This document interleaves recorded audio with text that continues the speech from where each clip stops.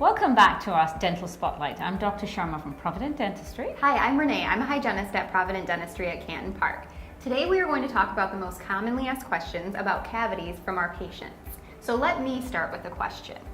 Is there a difference between the term decay and cavity?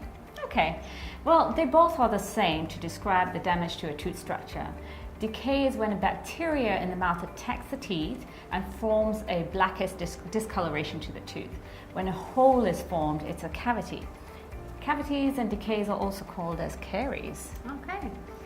If the cavity does not hurt, why do we have to get it fixed? Good question. This is a really common one. A cavity has different levels. In dental terms, we call that classes. So different severities are called classes. It can be seen as a small dark shadow on the outer surface of the tooth, which is not painful at all. That's the first one. Yeah.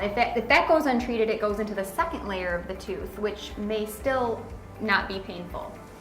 Then if it's still not treated, it can go into the nerve, and that's when it becomes painful, an emergency situation, and you'll need a root canal, likely. Right. If a cavity is really very small, we keep a watch on it and ask you to do some home remedies to keep it small. Absolutely.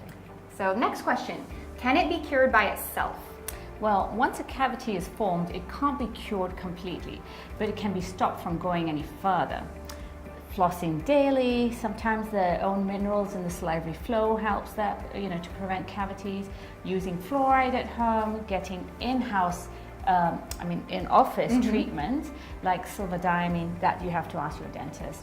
Regular x-rays, make sure that you get them taken so that way, we catch them early and they don't go bigger. Yes. Once a cavity is formed or damaged the tooth, it needs to be repaired by getting some fillings done. Now, how long can you go without treating it? So every person is different depending on the bacteria in the mouth, the diet intake, home care. Once the cavity has reached the inner layer of the tooth called the dentin, it starts to spread very rapidly. Yeah. I brush twice a day and floss every day. Why do I still get cavities? Yeah, that's a common asked question. Well, it all depends on the amount of bacteria and diet in your mouth. Regular snacking, sipping increases the chance of getting cavities. There are medical issues that can cause cavities like medication-induced dry mouth or conditions that cause dry mouth.